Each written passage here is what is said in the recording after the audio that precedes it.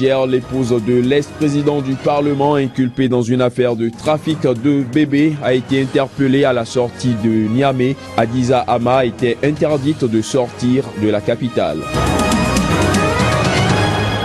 Une nouvelle chaîne africaine de café créée pour les Africains, dénommée Néo, elle a pour vocation d'intéresser les Africains à la consommation du café produit en Afrique. Le football africain sera à l'honneur à partir du 17 janvier prochain avec le coup d'envoi de la CAN 2015 sur le continent. Les différentes sélections ont déjà entamé leur match de préparation. Ce nouveau rendez-vous de l'information sur SICA, mesdames, messieurs, bienvenue à tous.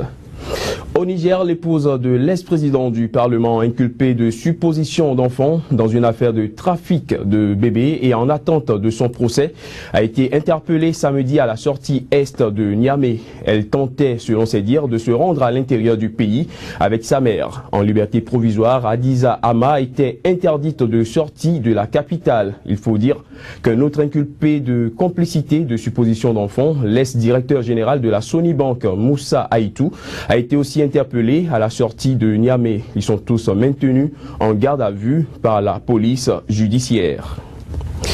Des dizaines d'insurgés ont mené un raid au Nigeria le soir du Nouvel An contre le village de Malari, situé à 20 km de la forêt de Sambisa. Ce village est réputé comme étant l'une des caches principales de Boko Haram. 40 garçons et jeunes hommes ont été enlevés et emmenés dans la forêt selon les habitants du village qui ont pris la fuite. Des détails.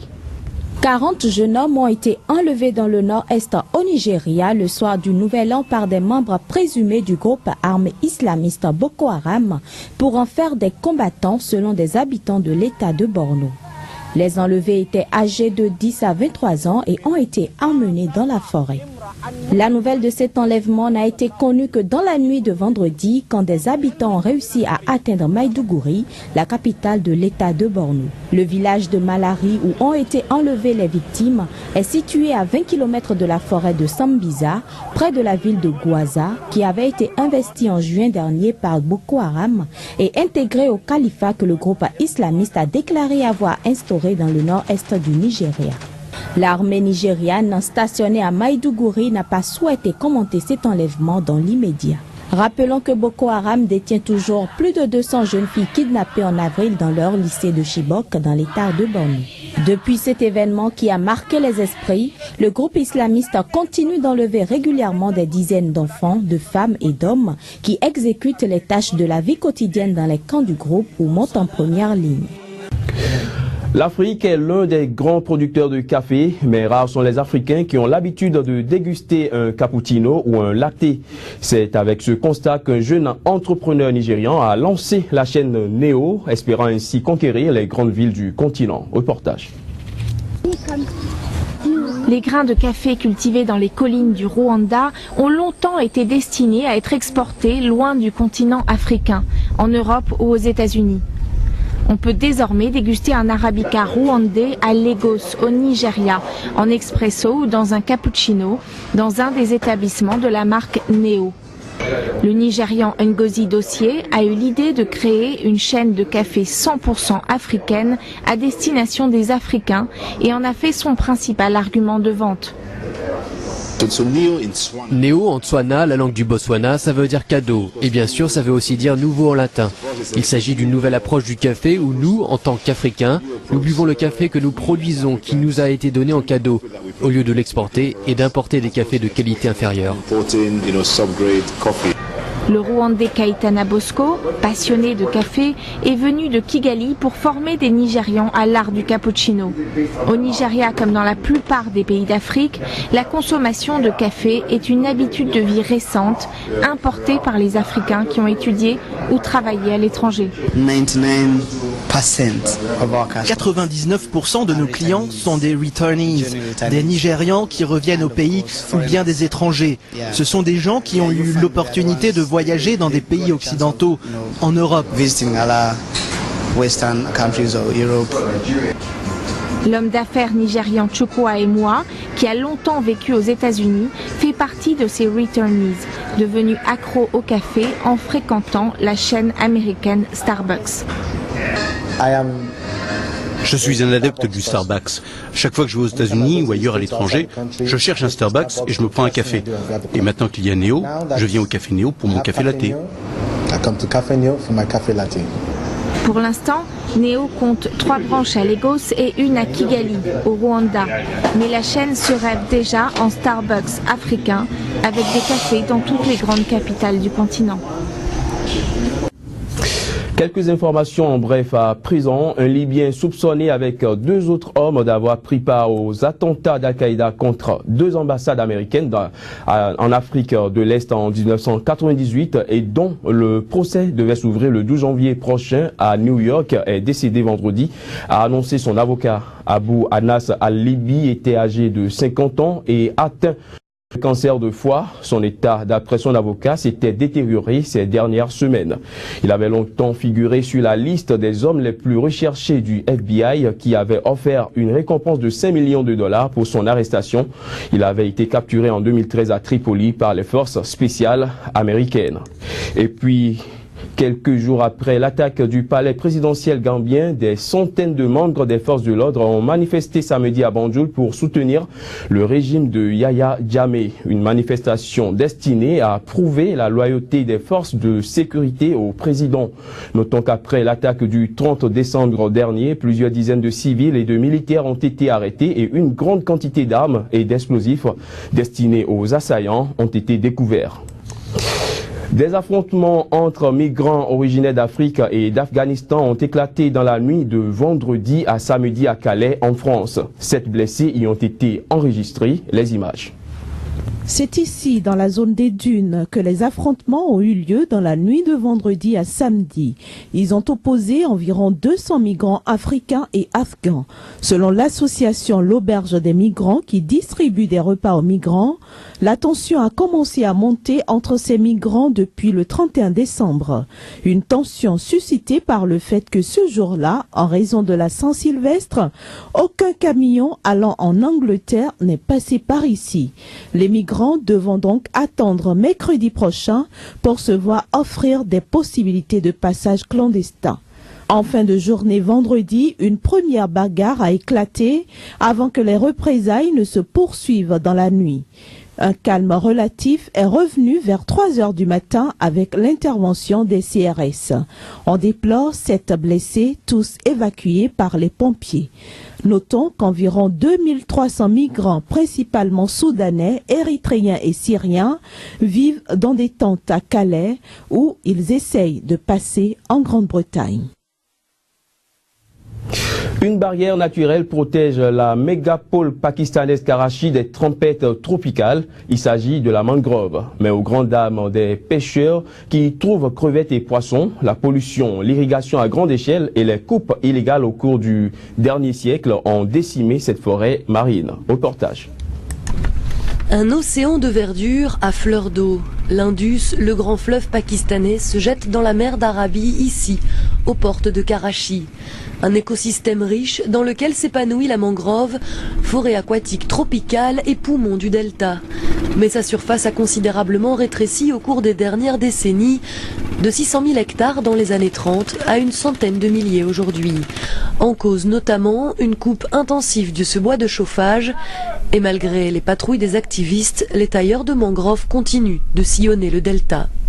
Je vends ce fagot pour presque rien, 20 roupies, 10 roupies. Je gagne très peu d'argent. Pour une poignée de roupies, ces tailleurs risquent une amende de plusieurs centaines de dollars. Car il est illégal de couper la mangrove, espèce protégée au Pakistan. Protégée en théorie, si les petits trafiquants risquent de se faire prendre, ce sont surtout les puissants industriels qui se moquent de la loi. Cette usine, posée en bord de delta, a complètement ruiné la mangrove alentour, une catastrophe à moyen terme. Il vaudrait bien mieux la protéger. C'est notre garde-côte. C'est bon pour notre pays. Si nous étions dans un autre pays, ce serait mis en valeur, protégé. Je ne comprends vraiment pas pourquoi on s'attaque à la mangrove. C'est stupide. C'est comme vider l'estomac de son voisin pour remplir le sien. Car si la mangrove est protégée, c'est qu'elle est vitale à la côte pakistanaise, surtout à Karachi, mégapole de 20 millions d'habitants. La ville continue de grignoter sur la mer, détruisant sa barrière naturelle contre les dangers de l'océan. Cette zone a été touchée par un énorme tsunami en 1945 et ça peut bien sûr se reproduire parce que nous vivons juste à la jonction entre deux plaques. L'an dernier, nous avons eu un tremblement de terre, enfin deux même. Et si un séisme a son épicentre dans la mer, eh bien ça peut provoquer un tsunami. Et si un tsunami nous touche, la zone qui en souffrira le plus sera le delta de l'Indus. Au-delà de ce scénario catastrophe, c'est une partie de l'économie de la région qui est menacée par la disparition de la mangrove. Les pêcheurs sont les premiers à en pâtir, eux qui naviguent chaque jour pour ramener des crustacés, dont la majorité seront exportés.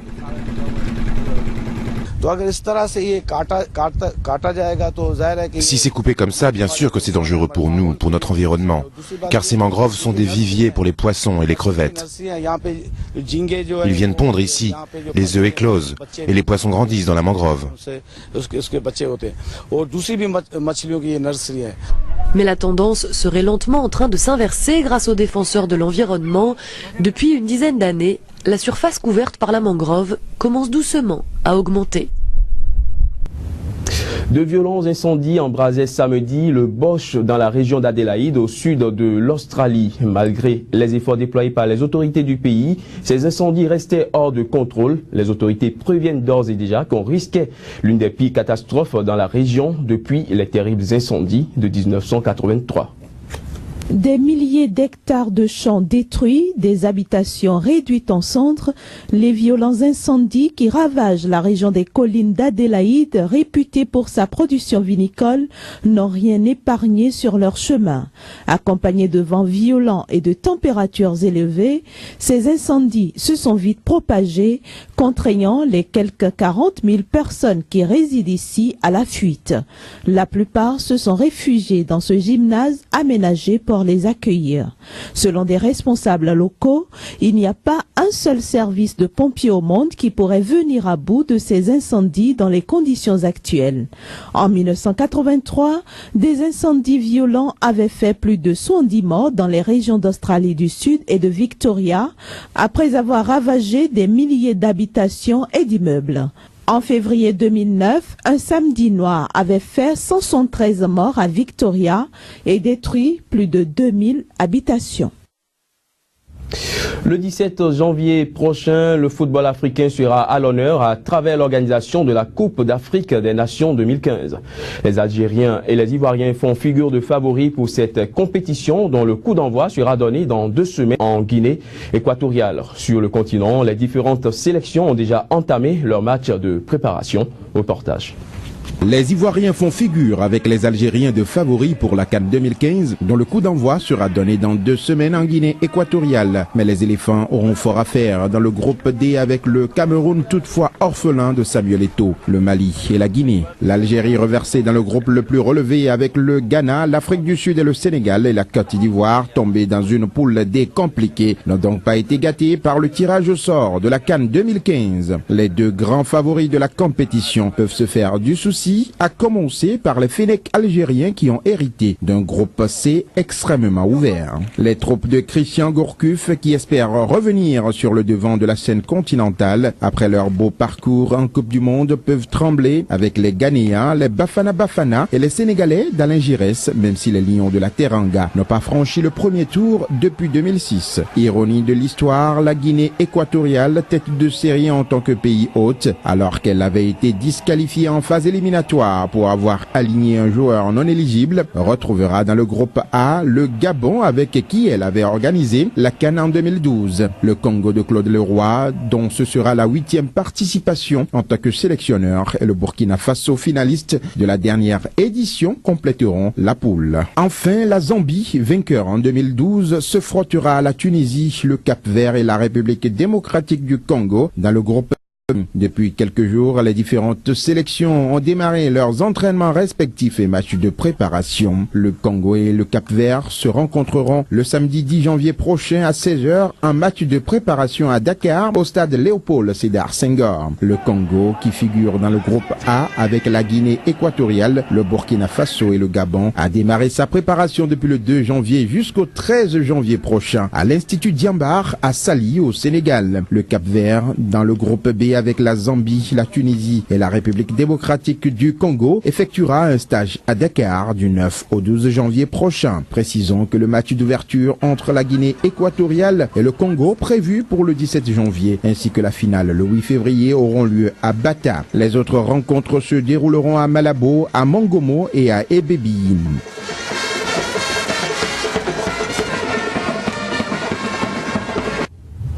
Fin de cette édition, l'actualité continue sur Sika.